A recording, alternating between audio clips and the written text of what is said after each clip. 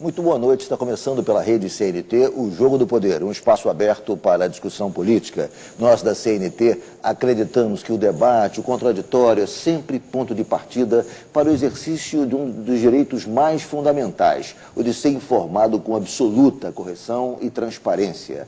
Esse é o objetivo do Jogo do Poder, que tem o prazer de receber hoje o senador Marcelo Crivella, do PRB. Boa noite, senador. Boa noite, Ricardo. Boa noite, Eduardo. Muito obrigado. Conosco também o jornalista Luiz Eduardo Rezende, que vai participar dessa entrevista. Boa noite, Luiz Eduardo. Boa noite, Ricardo. Boa noite, senador. Obrigado. Senador Marcelo Crivella. Pois não, Ricardo. Há 3 dias, na última quinta-feira, o Rio de Janeiro parou para dizer não a uma injustiça que está se tentando perpetrar contra o Rio de Janeiro no Congresso Nacional, retirando os royalties do Rio de Janeiro, uma grande parcela dos royalties do Rio de Janeiro, para redistribuí-lo com todos os outros entes da federação.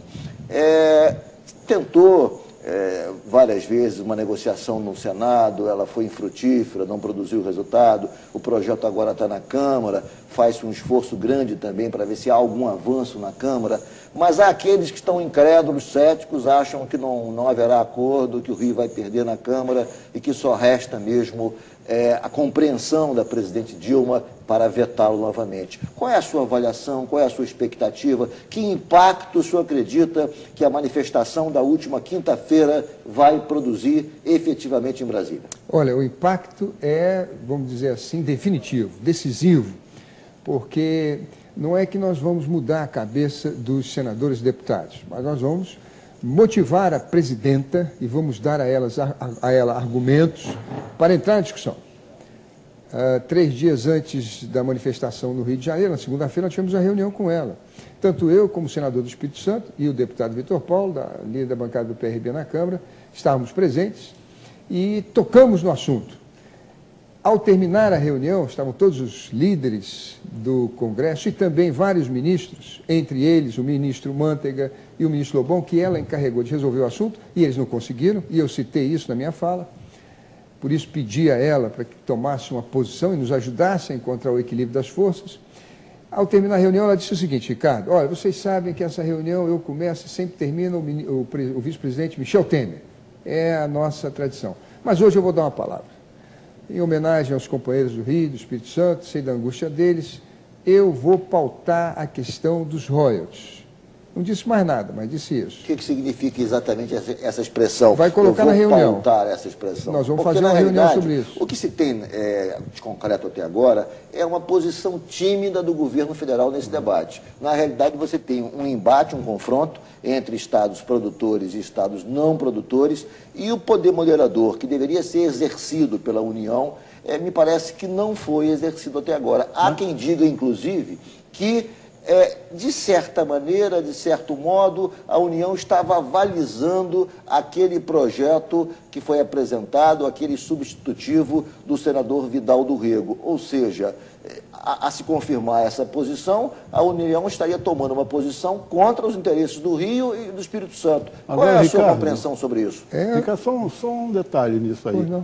Pela fala do senador aqui, pelas palavras do senador, eu posso entender que o senhor considera essa uma batalha perdida no Congresso, quer dizer, que vamos depender da presidenta Dilma, porque no Congresso nada mais pode ser feito? Não, no Congresso não temos nenhuma chance no Congresso. Aliás, isso nós estamos discutindo há 2 anos, e há 2 anos eu repito isso. O presidente Lula era aquele presidente que chamava para si a responsabilidade. Como um grande jogador de futebol, quando o jogo embola, ele pede a bola. A Dilma não mostrou essa virtude. Agora, nessa reunião, ela se dispôs a isso.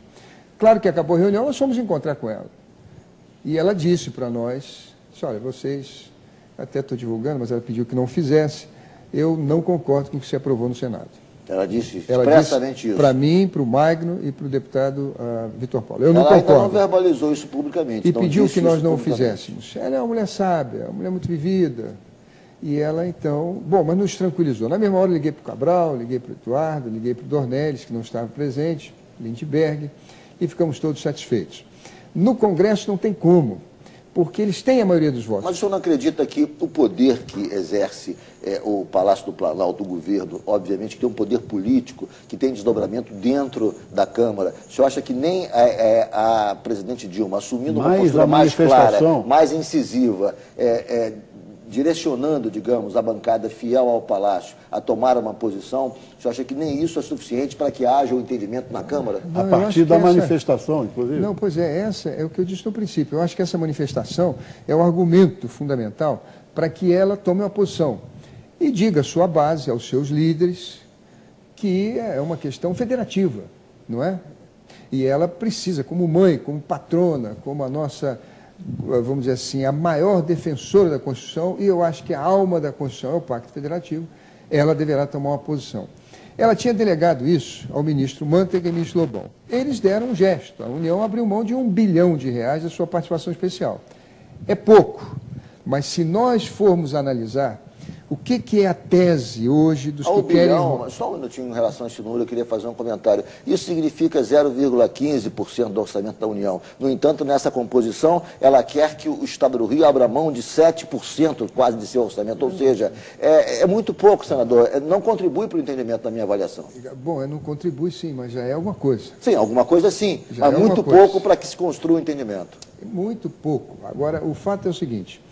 é que a oposição não, o Congresso todo leva para nós o seguinte argumento constitucional: desigualdade regional. Isso é um imperativo da nossa Constituição. Desde 24, com Dom Pedro I, até agora, a nossa Constituição, a última de 88, todas prevêem a diminuição da desigualdade regional. E é com isso que eles conseguem os argumentos constitucionais para a redistribuição dos royalties. Só que estão querendo diminuir a desigualdade em cima do Rio e do Espírito Santo agora. Agora, pois é. Quais são os nossos argumentos? Existe desigualdade regional e deve ser combatida entre Rio, Espírito Santo e Nordeste e Norte. Mas não existe entre o Rio, o Sudeste e o Sudoeste, e o Centro-Oeste e o Sul. O problema é que as bancadas do Nordeste, sentindo-se fracas, porque tem poucos deputados e poucos, senadores são o mesmo número, mas deputados são muito poucos, do Norte também, eles acirraram, vamos dizer assim, eles buscaram apoio no Centro-Oeste, no Sul, e também nos outros estados do Sudeste, Minas Gerais e São Paulo, que são as maiores bancadas. E com aquele argumento, vocês vão receber mais. Mas não caberia União... Mas não havia desigualdade regional. Então, só para concluir, eles tinham tese, perderam a tese. Perderam a tese pela ambição, porque hoje você não tem mais tese. Desigualdade regional, tirar do Rio para mandar para São Paulo, para Brasília, para Curitiba, ainda que seja para corrigir a desigualdade regional, não caberia a União, que é detentora da maior fatia desse bolo, promover essa correção, e não através da supressão de recursos do Rio de Janeiro? A União está passando essa responsabilidade para os estados do Rio, para os estados produtores. A União que detém a maior parcela desse bolo, caberia a ela redividir o bolo de maneira a contemplar os estados não produtores. Tudo bem, mas vocês estão pregando aqui para um convertido. Eu concordo com vocês. Pois não. O fato é o seguinte, é que a União, nessa divisão dos royalties, ela come o boi pelo chifre. Ela come o boi com o chifre inteiro. Porque, veja só, nas participações, na década de 20, segundo a Petrobras, nós vamos distribuir 200 bilhões. A União vai ficar com 40% da participação especial. Mas ela é dona da Petrobras. Ela cobra da Petrobras imposto de renda e IPI. E tem participação no lucro. E a Petrobras, por marco regulatório, ela tem 30% de todos os consórcios que forem explorar o petróleo. Então, ela e mais, quer dizer, a Petrobras ela vai receber o óleo para pagar, para indenizar o que ela gastou, e está incluído o lucro. E depois o óleo restante, o óleo excedente, é da União, que vai explorar na medida que queira, para evitar a doença holandesa. Se a gente explorar demais, canibalizar os nossos postos, nós podemos virar uma Venezuela, vai ter muito dólar para cá, nossa moeda sobe, a gente não consegue exportar mais nada, vamos ver de petróleo. Isso não é interessante para nós, não é, Luiz Eduardo? Então, eles vão dar a cadência da exploração do petróleo. Mas o lucro de um barril que está subindo cada vez mais é da União. Além disso, tem 40%. Quer dizer, a União está comendo o boi com chifre e tudo. Por essas razões todas aí, quer dizer, caberia a União ter uma postura mais incisiva, mais objetiva, para tentar dirimir esse conflito. Né? Sem dúvida. E é isso que nós pedimos à presidenta Lula. A presidenta Dilma. Oh, meu Deus do céu. Foi traído aí pelo... Foi traído. Porque a gente costumava brincar que aquela Lula de saia, né? É verdade. Então, o fato é esse, que ela agora já deu a primeira manifestação. Na política é difícil ter um sinal. É difícil arrancar isso de uma presidenta diante de todos os líderes e de 6 ou 7 ministros que são os principais do governo que estavam lá. Ela falar isso... Nós falávamos há pouco da participação da União como moderadora desse conflito. O senhor falou, inclusive, que foi designado o senador Guido Mantega para fazer o papel de conciliador, mas me parece que o ministro Mantega tem uma posição um pouco, no mínimo, conflituosa.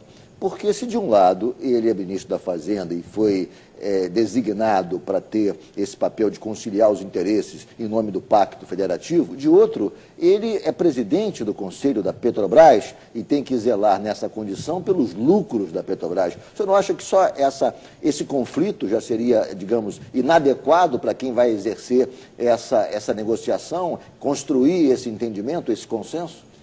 Afinal de contas, quando ele fala sobre a questão dos royalties, ele fala como ministro ou fala como presidente do Conselho da Petrobras? Pois é, não devia ser, mas você tem toda a razão. A fronteira entre o que a lei proíbe e aquilo que ela não proíbe, mas não é justo, aquilo que é ético, que é imposto pela consciência, pelo dever moral de cada cidadão, é uma fronteira muito tênue e como toda fronteira, tem que ser vigiada. Aliás, bem disse Jesus, vigiai e orai, porque as pessoas são traídas pelas suas próprias paixões, não é? Pelas suas ambições. Ele lá teve uma postura muito conservadora, nós todos reclamamos e achávamos que, quer dizer, houve uma proposta do Dornelles de taxar as petroleiras, que aqui ganham muito pouco. Essa proposta, o governador Cabral defendeu com entusiasmo essa proposta, que na realidade faria uma correção das participações especiais. Quando elas foram criadas, o barril do petróleo custava $15, hoje dá mais de $100. Só essa correção já permitiria que um bom naco, uma boa fatia dos recursos contemplasse os estados não produtores. Isso teria aí o início da construção do consenso, do entendimento. No entanto, a Petrobras reagiu, o presidente da Petrobras disse que isso é quebra de contrato, reagiu com uma certa indignação, me parece também sem muito sentido, e a União, em certa medida, não se contrapôs a essa postura da Petrobras. Aí entra o que você a União, acabou de certa falar, maneira, Ricardo. ou seja, a União não se dispôs a dar mais, só abriu mão de 1,8 bilhão e, de certa maneira, não autorizou a Petrobras também a avançar nesse entendimento. Ou seja, ficou aí uma entra o que situação você acabou de complicada. falar, Ricardo, essa posição meio dúbia do ministro Mantega, que não era a pessoa adequada para conduzir essa negociação, tanto não era que conduziu mal e não resolveu nada, na verdade. Não chegou a um acordo, né? Não conseguiu chegar a um acordo. Fizemos 3 reuniões. Agora, é interessante, teve membros da bancada do Rio de Janeiro, da nossa bancada de deputados federais, que também achavam que não devia se taxar a Petrobras. Porque quando a gente fala em taxar as petroleiras, a gente está falando 95% a Petrobras. Essa guerra da divisão dos recursos entre nós, brasileiros, é uma coisa que me remete, sabe a quem? Aos americanos. Eles eram 13 províncias quando lutaram contra os ingleses. E resolveram, os federalistas, fazerem uma união. Os que defendiam essa união diziam o seguinte: nós precisamos garantir uma união, porque nós seremos, ao longo da nossa existência, alternadamente amigos e inimigos, dependendo dos nossos interesses, e as potências estrangeiras vão investir na nossa desunião. Então eles tiveram a visão de que o mais importante era a união. E fizeram uma união, fizeram até uma guerra de secessão, tiveram um exército para evitar que o país fosse dividido.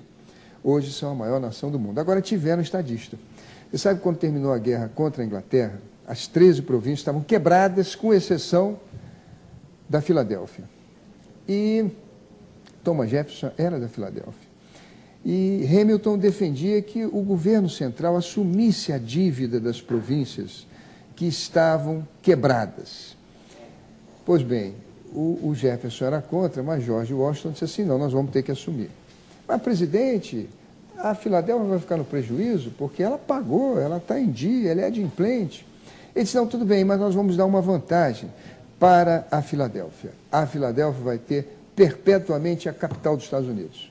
E ficou lá Washington. Aliás, o terreno da Casa Branca foi ele que doou. O que nós precisamos hoje aqui é de um George Washington. Alguém que tenha uma solução política, que nos conduza a uma paz, E eu acho que não há ninguém com maior legitimidade do que a nossa presidenta, que teve 60 milhões de votos e que é respeitadíssima por nós todos. Por um detalhe, quando nós discutíamos com o presidente Lula quem iria sucedê-lo, a gente imaginava que uma mulher teria mais chance, porque a filha do Sarney, a Rosiana, quando foi lançada, chegou a 20% rapidamente. Depois teve um escândalo com o marido, ela caiu. Então se admitia que o Brasil, como a Chile, como a Argentina, iria eleger uma mulher, ou teria tendência a eleger uma mulher. E aí se procurou vários nomes, se discutiu vários nomes. Eu não participei de todas as reuniões, mas via Zé Alencar, eu acompanhava, até que chegou o nome da Dilma. Mas ela tinha uma doença. E ela então foi ouvida, e ela esqueceu de si mesma. Ela, vamos dizer assim, praticou a renúncia, o idealismo, ela fez a política do bem. Então, se for para manter o nosso projeto, para continuar a nossa obra, eu vou esquecer do meu tratamento, eu coloco isso até como coisa secundária e vou para isso. Então, ela ganhou entre nós todos uma autoridade moral, uma autoridade que poucos na política têm. Não foi uma ambição, pelo contrário, foi uma renúncia à candidatura dela. E com ela vencemos a eleição. De tal maneira que ela tem essa autoridade para reunir todo mundo e dizer, olha, vamos colocar a bola no chão. Por exemplo, vocês estão falando de desigualdade. Esse 1 bilhão que a Petrobras já deu, com mais um aumento da produção, e de repente vamos fazer isso mesmo, taxa-se um pouquinho aqui, nós já temos 2 bilhões, que é o que o Nordeste e o Norte recebem nessa divisão maluca que eles fizeram. E deixa Centro-Oeste e Sul, e deixa São Paulo e Minas para 2019, quando nós estivemos recebendo realmente os recursos de royalties do pré-sal. Porque, só para concluir, Ricardo, o nosso problema agora é que o Lula deixou uma divisão para a gente, mas essa divisão só chega em 2018, quando o pré-sal estiver produzindo. E os caras querem dinheiro agora, nesse instante. Então, para conseguir dinheiro agora, eles querem avançar sobre os postos já licitados. Essa é a aberração, porque os postos já licitados, tanto os do pré-sal quanto os do pós-sal, já fazem parte de um entendimento, de um ponto de vista legal, direito adquirido, que não pode ser rompido. Isso sim é uma quebra de contrato. Eles têm lá as versões deles. Eles dizem que os royalties, segundo a Constituição, vão ser distribuídos de acordo com a lei. Então, se há de acordo com a lei pode ser mudada. Eles têm lá várias versões e consultaram muitos constitucionalistas. Agora, nenhum deles queria derrubar o veto do presidente Lula, porque ali não tinham firmeza. Apresentaram um novo projeto. E esse novo projeto foi tão escandaloso que ele foi com regime de urgência direto para o plenário. Segundo a mesa do Senado, ele teria que passar por 6 comissões para ser discutido, relatado, emendado. Mas não seria o caso de terem entrado até no Supremo contra essa própria... Mas é regimental. Urgência, né? Mas é regimental, quer dizer, quando os líderes assinam um requerimento de urgência e ele é aprovado pelo plenário, nós não temos o que fazer. É regimental. Essa situação... É regimental, mas não é justo, não é legítimo, não é honesto, não é digno, não é honrado. Quer dizer, essa situação política que o senhor disse há pouco, da presença, da importância da presidente Dilma, ela que foi vitoriosa no Rio de Janeiro, teve 70% dos votos do Rio de Janeiro, como lembrou ainda há pouco o governador Cabral, quer dizer, ela não poderia passar a história, me parece, na minha opinião, como, digamos, a presidente que levou o Rio à ruína. O senhor acredita que haja essa sensibilidade no Palácio, haja essa sensibilidade entre os assessores da presidente para evitar que uma situação dessa se configure definitiva? Há um mês atrás eu não teria certeza, porque eu conversei com ela pessoalmente, eu pedi para que recebesse a bancada do Rio e do Espírito Santo, fui portador de um pedido. E disse a ela que quem ia falar em nome de nós todos seria o Dornelles. E ela foi muito fria. Ela disse para mim, Crivella, quem vai cuidar disso é o Manteiga e o Lobão. Conversa com ele. A Dilma é definitiva. Pois bem, nessa última reunião que eu relatei a vocês, ela disse isso, textualmente, solenemente. Quem acaba essa reunião é o Temer. Mas hoje eu quero falar. Em homenagem aos companheiros que pediram, fizeram apelo, nós vamos pautar esse assunto nessa reunião. E vamos discutir isso aqui, vamos encontrar um caminho. Depois fomos falar com ela e ela disse, eu não concordei com o que o Senado votou. Havia, sim, uma desconfiança de nós todos, de que o governo federal estava por trás do Vital do Rego e por trás do senador do Piauí, porque a União aumentava seus recursos. Quer dizer, aquilo deve ter sido feito na Fazenda. Agora, o grande presidente Lula não se despediu de nós de mão fechada, se despediu de mão aberta. A divisão que ele fez era exatamente aquilo que nós achávamos justo. O princípio que presidiu a decisão do presidente Lula, do entendimento do presidente Lula com o governador Cabral, é de preservar o que o Rio tinha até agora. Não, e de preservar os postos do pré-sal licitados e os postos do pós-sal. Quer dizer, o pré-sal que está vindo aí, por essa divisão do Senado, nós perdemos tudo. Nós vamos ficar com 1,25% e 30%, que é o que cabe para os estados. 30% dos municípios a gente não participa, nem 40% da União. Eu vou fazer um rápido. Nós estamos falando aqui da questão política, do problema dos royalties, e essa discussão, ela tem uma vertente política, me parece muito clara, e essa vertente política já foi entendida, já foi observada pela oposição. O seu principal líder, o senador Aécio Neves, votou em apoio às posições do Rio de Janeiro, votou com o Rio de Janeiro nessa questão e se manifestou publicamente em apoio às posições do Rio de Janeiro, ou seja, não foi por acaso que ele fez isso. Me parece que, a continuar essa postura um pouco tímida do governo federal, nós teremos um embate eleitoral em 2014 que será permeado também por essa questão, e o Rio de Janeiro vai acabar, que posição vai assumir? Não vai nunca apoiar as forças que o derrotaram. Olha, eu tenho até medo de pensar nisso. Eu, Cabral, Pezão, Lindbergh, nós todos fomos para a rua, pedimos voto para Dilma, e nós não teríamos como encarar o nosso povo.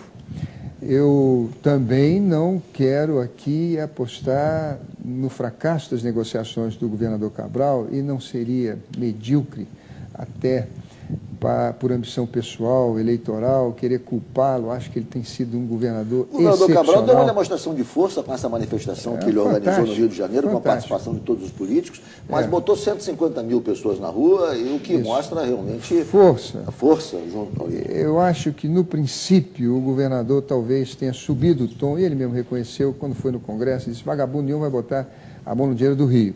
Mas é uma coisa que a gente entende, porque ele está governando, ele sabe das despesas, e ele estava ali, vamos dizer, reverberando a dor do seu povo. Agora, isso deu argumentos para a oposição botar lenha na fogueira e trazer o debate em regime de urgência. Pois bem, o governador Cabral conversou com Lula, conversou com todos os governadores, fez o trabalho político que tinha que fazer, e nós devemos muito a ele. Agora, é aquilo, quer dizer, o Aécio se aproveitou também de uma oposição, de entrar como uma cunha. Ele fez uma certa demagogiazinha, porque ele não votaria senador, a nosso favor. Esses só para concluir, todos... Luiz, desculpa, por favor. Claro. É porque a proposta era do primo dele, do Dornelles, e tirava dinheiro da União. Como ele é da oposição, ele quer tirar dinheiro da União. Agora, se não tivesse essa proposta do Dornelles, ele teria votado realmente por Minas, para tirar dinheiro nosso e levar para lá. De tal maneira que eu espero realmente que o presidente Lula também participe disso, que o Cabral, com a sua genialidade, com a experiência que adquiriu durante esses anos aí de luta, de sofrimento, consiga nos conduzir a todos a uma negociação para que o Rio... O presidente Lula pode ainda ter uma participação importante? Nós estamos falando com ele, eu liguei para ele, Lindbergh ligou para ele, Dornelles eu não sei, mas nós todos conversamos com ele. Ele disse para mim: poxa, eu não estou entendendo, a Dilma participou da negociação com o Cabral, o Lobão, todo mundo. Tirar o que o Rio tem, isso é impossível, isso é ilegal. Agora, nós queremos também, na questão do pré-sal, distribuir por todos, mas de maneira diferenciada, porque tem impacto socioeconômico e tem impacto ambiental. E nós já perdemos, como o senhor falou, o ICMS. O artigo 20 da Constituição prevê que os estados produtores tenham compensação. Exato, o petróleo é de todo o Brasil, o royalties que é do produtor. Desculpa, professor, eu acabei lhe interrompendo. Não, claro, deixa problema nenhum. Em cima desses elogios todos que o senhor fez ao governador Cabral, me bateu aqui uma curiosidade.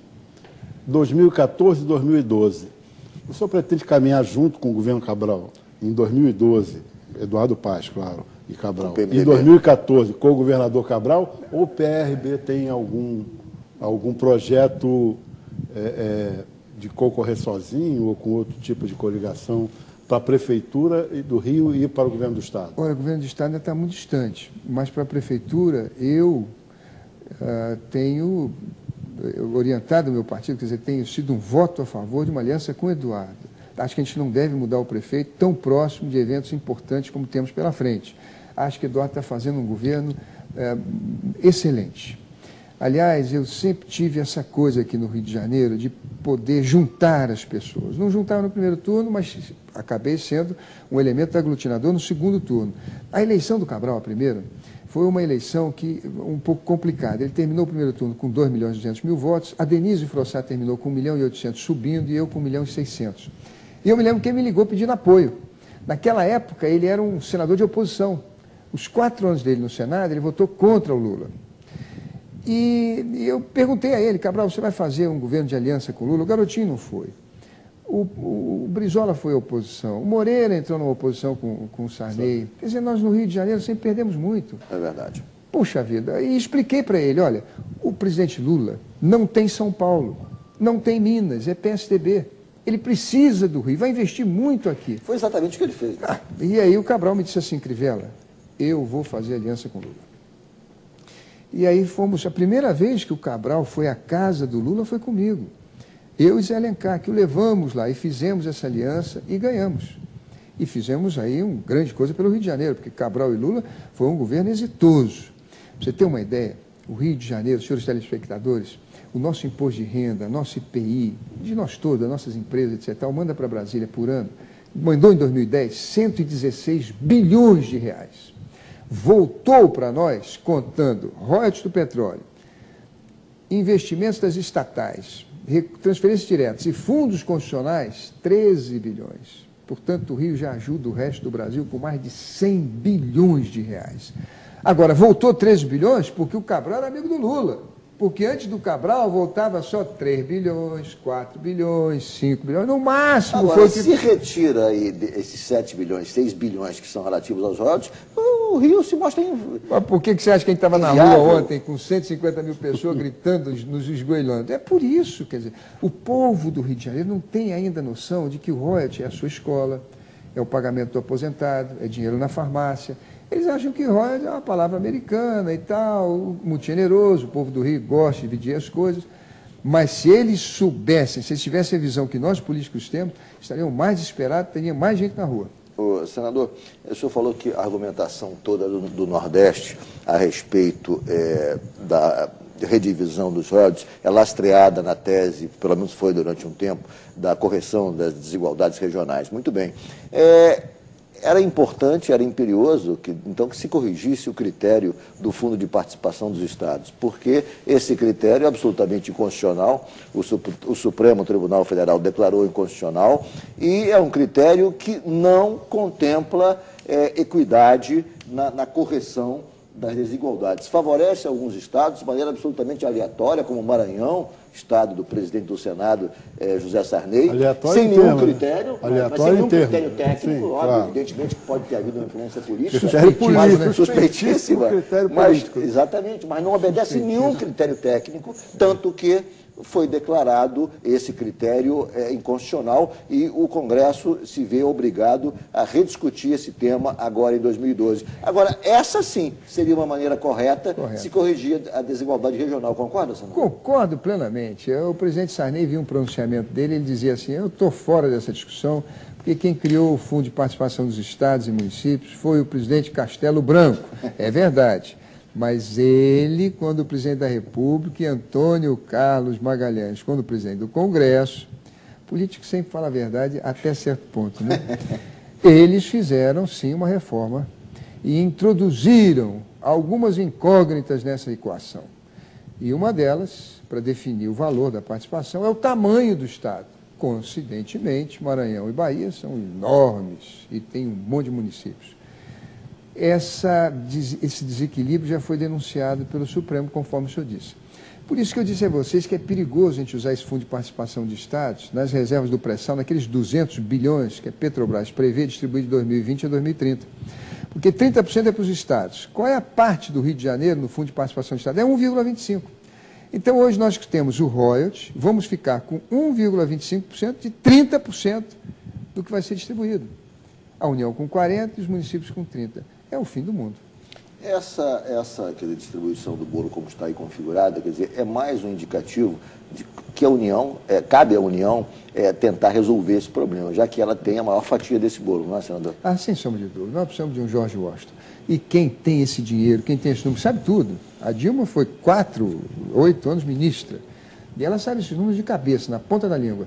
É ela que precisa encontrar a fórmula para que a gente possa pacificar o Congresso e o Brasil. Agora, na sua opinião, que outro tipo de compensação o Rio de Janeiro e o Espírito Santo poderiam ter no caso dessa negociação não ser a ideal? Quer dizer, haveria um outro caminho, um outro tipo de compensação para minimizar, pelo menos, essas perdas? Olha, eu tenho a impressão... O senador Lindenberg, inclusive, propôs a criação de um imposto de exportação. Pois é. Né? Também. Agora, eu acho que seria uma coisa isonômica, uma coisa justa e defensável, se cada estado da federação tivesse direito a receber 20% daquilo que manda para Brasília. No mínimo, nós vamos colaborar, todos nós, estados mais ricos, com diminuir o combate à desigualdade. Mas pelo menos 20% do que a gente manda para lá ser o mínimo aplicado aqui.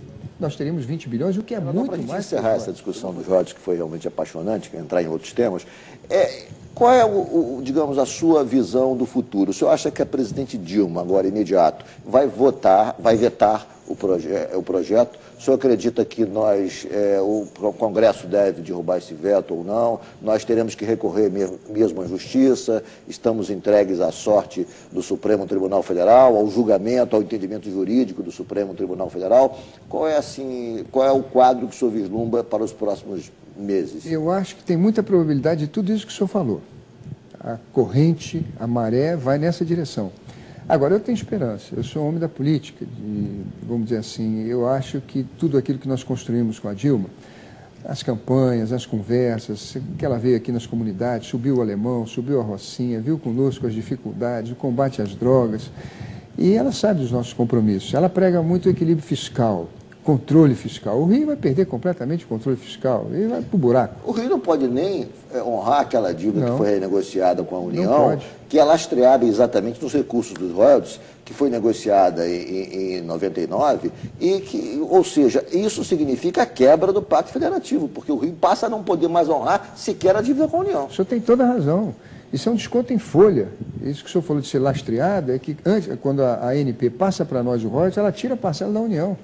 Nós somos descontados em folha, é um empréstimo consignado. Não, e outra questão, outra parte do recurso vai para o Rio Previdência, capitalizar o Rio Previdência que paga os aposentados, ou seja, os aposentados correm risco de não receber os seus proventos. De atrasar, de não ter reajuste.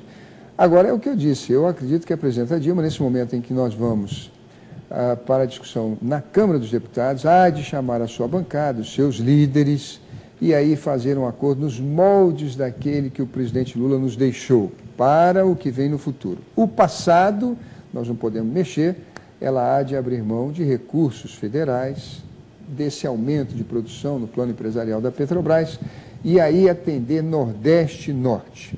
E ela tem autoridade para dizer, Brasília, São Paulo, vocês vão ser atendidos, mas em 2018, 2019, quando o pré-sal estiver produzindo os royalties, e a divisão de acordo com o presidente Lula. Isso é o bom senso.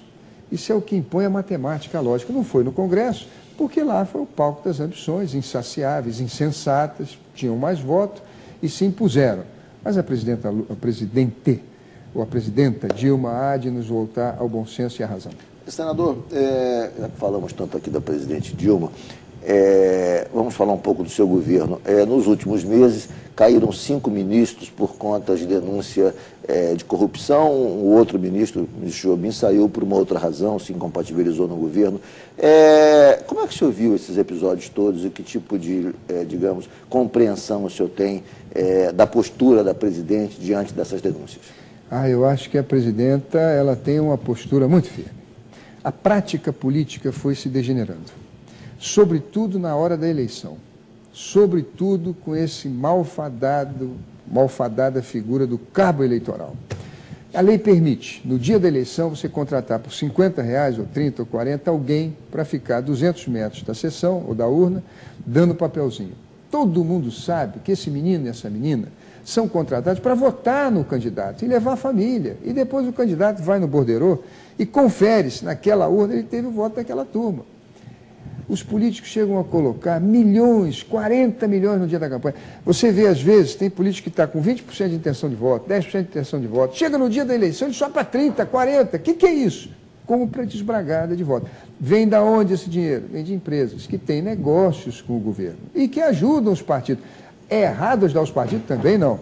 Agora, a Dilma, ela tem um entendimento, eu diria assim, clássico sobre isso. Ela diz o seguinte: se houver escândalo, doa quem doer, eu não vou avalizar. E assim tem sido as coisas. É duro, os partidos reclamam. O senhor é a favor do financiamento público das campanhas? Eu sou a favor do financiamento público, fizemos uma força danada para conseguir isso lá. Agora, não há consenso, porque hoje... O senhor não acha que poderia haver aí o gasto do dinheiro público e continuar vendo todo esse processo com as empresas e coisas por fora, de Caixa 2, de tudo, esse, mais dinheiro ainda injetado nas campanhas? Eu acho sim, mas se nós tivéssemos financiamento público de campanha e obrigássemos o Banco Central a controlar qualquer retirada de dinheiro, 6 meses antes da eleição, ou 8 meses antes da eleição, a partir dali todo mundo que tirasse dinheiro em espécie fosse mandado para o Tribunal Regional Eleitoral, nós poderíamos ter uma esperança. Hoje o Congresso Nacional, aquela forja imensa, onde se retemperam, vamos dizer, as essências mais puras da nossa nacionalidade, onde se discute as nossas controvérsias nacionais, é o campo, no fundo, entre o trabalho e o capital.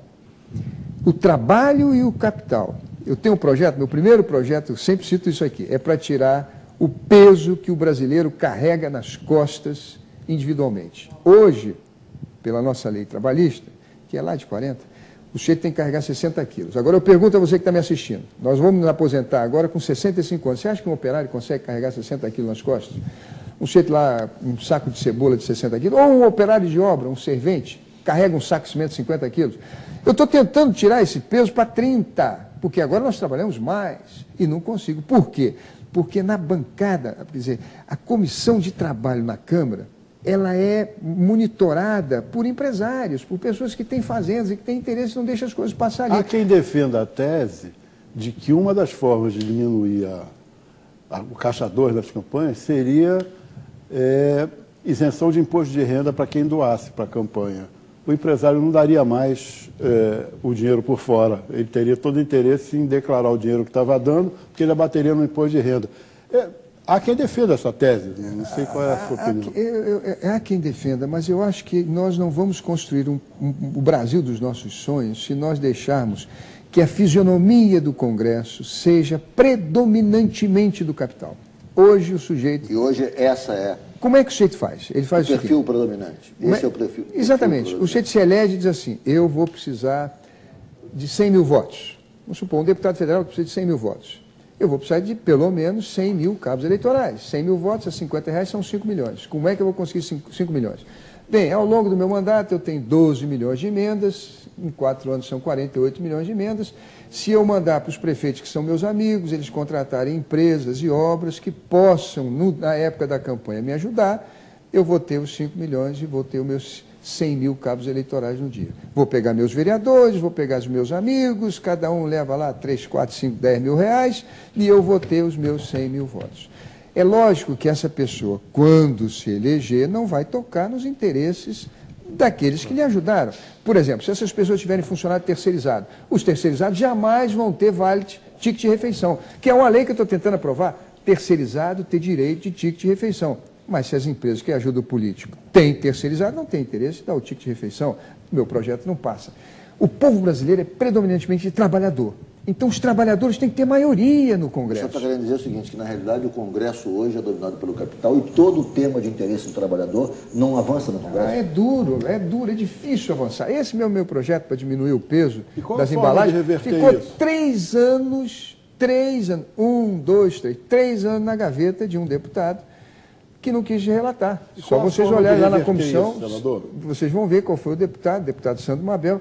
Eu insistia com ele, pedia a ele, ele disse, não, Crivella não pode, isso aí é um avanço que vai prejudicar, aumenta o custo do Brasil, entrava cheio de argumentos, e a Veja traz na capa, o brasileiro sofre de dor nas costas, envelhece, morre de dor nas costas, e não tem tratamento no SUS. E não tem uma maneira, você não vê a médio prazo, uma forma de reverter isso, a não ser essa proporção da população no Senado, a escolher... Ser um Senado do trabalhador em vez de ser do capital. Eu acho que o senhor deu ser dos aposentados também. Sim. Hoje um líder aposentado, ele não tem condições de se candidatar, porque ele não tem dinheiro para botar o cabo eleitoral na rua. Tem que haver um comprometimento maior da sociedade com os seus representantes, ou seja, escolher aqueles que efetivamente representam seus interesses nas eleições. Claro, exatamente, como os evangélicos fazem. Eu estou lá porque os evangélicos predominantemente viram em mim um sujeito que vai defender os interesses deles.